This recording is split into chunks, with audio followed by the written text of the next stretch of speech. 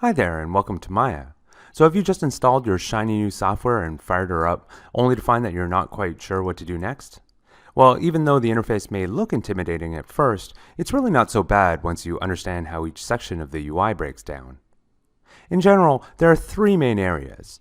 At the top, you'll find menus and buttons for Maya's many tools and commands. In the middle, you'll find the viewport, which displays the objects in your scene, as well as tools and panels specifically designed to modify those objects. And at the bottom, you'll find animation and scripting controls. Let's start back up here with the menu bar, which is probably easy enough to understand if you've used almost any other software before. In here you'll find almost all of Maya's tools and commands neatly arranged, from general stuff like opening and saving files, to undoing or redoing edits, to more specific task-based commands. Something a little more unique to Maya is that you can change the task-based menus that appear here via this drop-down box. Each of these menu sets is designed to cater to the specific needs of each of these workflows, so you want to set this based on what you plan on doing next. Additionally, shortcuts to many of the most useful commands can be found here in the shelf, represented by these colorful icons. So for example, clicking the basic cube icon here creates a cube in my scene, exactly as choosing Create Polygon Primitives Cube would have. Like menu sets, shelves are also organized by discipline, except they're even more specific. For example, curved surfaces, polymodeling, and sculpting can all be considered modeling tasks. However, shelves don't change automatically with your menu sets, making it possible to use an FX menu set with a modeling shelf like you see here. If you're unsure what an icon means, you can hover over it and check down here in the help line, or just wait for the tooltip to appear right on the mouse cursor. Both the helpline and tooltips are extremely useful, so I recommend keeping an eye on them, at least until you're comfortable with all of Maya's bells and whistles. Finally, there's the status line nestled right in between the menus and shelves. This line mostly tells you the on-off state of various modes, like object versus component mode, snapping, mirroring, and so on. Though it does also contain shortcuts to some basic file and rendering commands too. Of these though, I recommend paying special attention to object and component modes, aka green selection mode and blue selection mode. Object mode is for selecting an entire object at once, while component mode is for selecting smaller subparts of that object. This will be important later when we start playing around with position and shape. The last thing I'll say here is that you can use F8 to swap between the two as well. Moving on, the entire middle section of the UI is dedicated to viewing and interacting with objects in the viewport. To navigate the viewport, hold the Alt key while dragging any of the mouse buttons.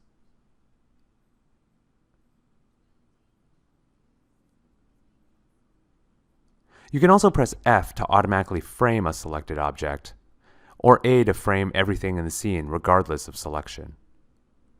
The panel toolbar and menu give access to all kinds of view options, like wireframe versus shaded views, lights, shadows, smoothing, and other viewport-specific quality settings.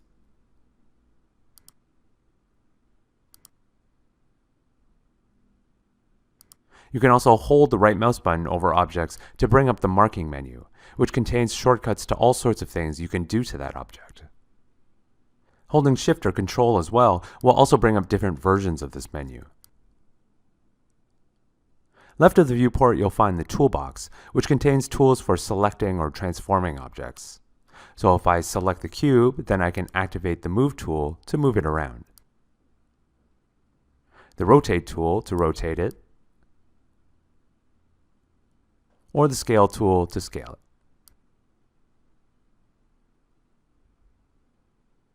The last slot here will change depending on my most recently used tool. So for example, if I activate the Multicut tool to add an edge to my cube, then switch back to the Move tool, you'll see I can quickly get back to the Multicut tool here.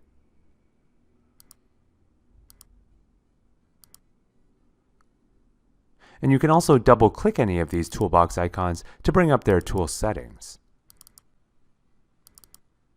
Just to reiterate an earlier point, using many of these tools in object mode versus component mode makes a big difference.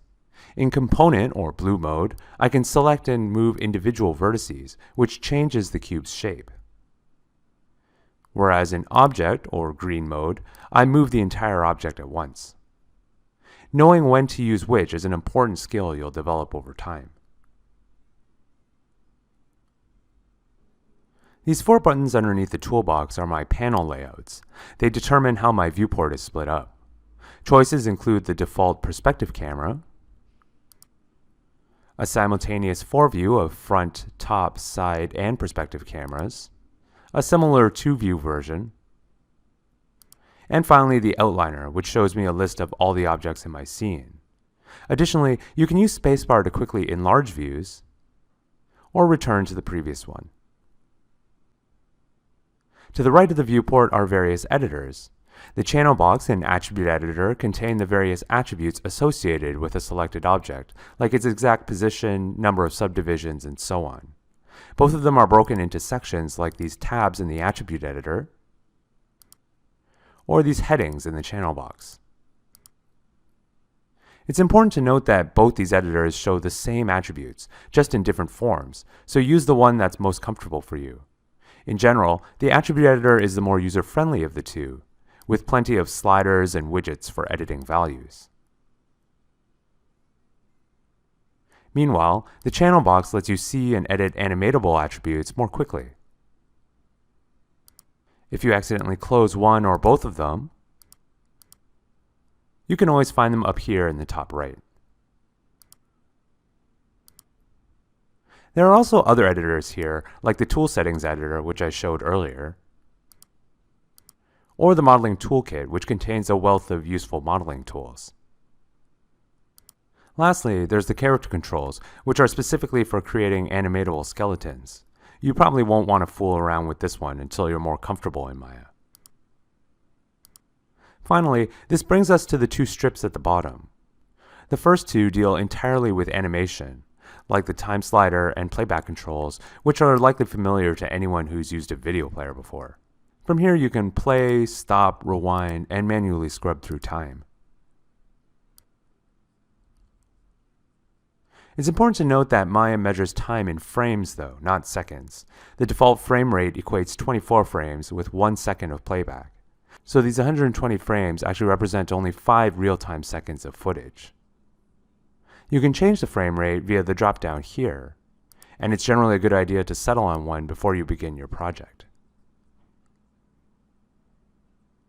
Once you have, you can change the total number of frames in the scene, as well as the range represented by the time slider.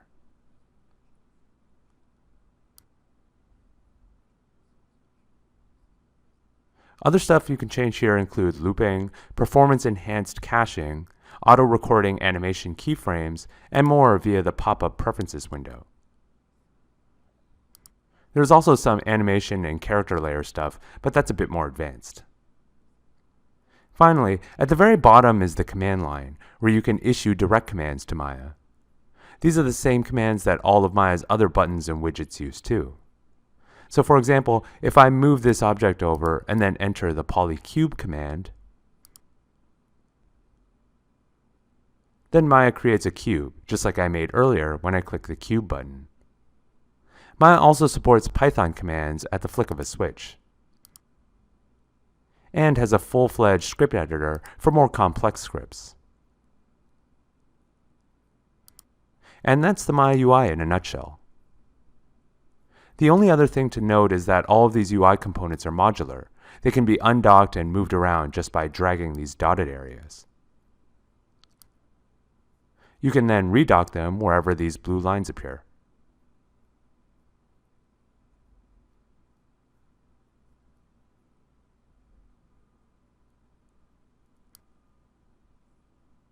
One way Maya makes use of this is via these different workspaces in the top right. Just like the menu sets I showed you at the beginning of the video, each of these workspaces rearranges the UI based on their respective tasks, hiding things you don't need while enlarging the things you do. If you ever need to reset one of these workspaces to the default, maybe because you lost a panel accidentally or you got your UI into a weird customized state, you can do that from this dropdown too. In general, the default Maya Classic workspace is your one-stop shop for everything, and the one you'll see most often in tutorials as well. So hopefully now you feel a bit more at home in the Maya UI. You can check the description below for other helpful UI topics in the Maya help. Or if you're ready to move on, I suggest checking out the videos in our Intro to Maya course.